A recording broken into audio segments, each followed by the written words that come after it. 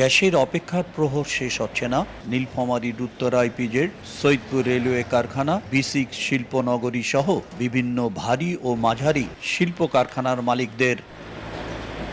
প্রায় ৩ বছর আগে শেষ হয়েছে নীলফামারী সৈয়দপুর সিটি গেট স্টেশনের রেগুলেটিং ও মিটারিং এবং পিজিসিএল সরবরাহ কেন্দ্রের ডিআরএস তৈরির কাজ। বসানো হয়েছে ৯০ কিলোমিটার ডিস্ট্রিবিউশন পাইপলাইনও। সংযোগের জন্য আবেদন করেও মিলছে না গ্যাস।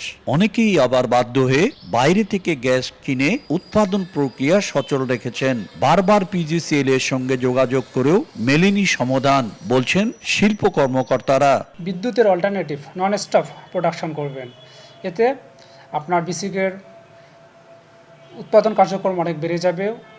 উদ্যোক্তারা স্বল্প খরচে বেশি উৎপাদন করবে, কিন্তু আমরা বর্তমানে হতাশ। সামনে দিয়ে আমার লাইন বসানো আছে, কিন্তু গ্যাস পাওয়া যাচ্ছে না আর কি। সমস্ত ইন্ডাস্ট্রি গ্যাস পায় এবং গ্যাস আসলে দেখা যাবে যে আমরা কম পয়সায় কম রেটে আমরা মালামাল বিক্রি করতে পারবো।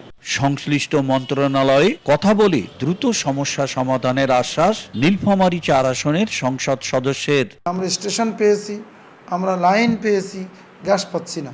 তো সবার সাথে সুর মিলিয়ে আমিও বলতে চাই, জনগণের একজন হয়ে যত দ্রুত সম্ভব সরকার এটা উদ্যোগ নেবে। কেন্দ্র দুটি থেকে সরবরাহ শুরু হলে প্রতিদিন মিলবে ১০০ ঘনফুট গ্যাস। শাকির হোসেন বাদল, সময় সংবাদ, নীলফামারী।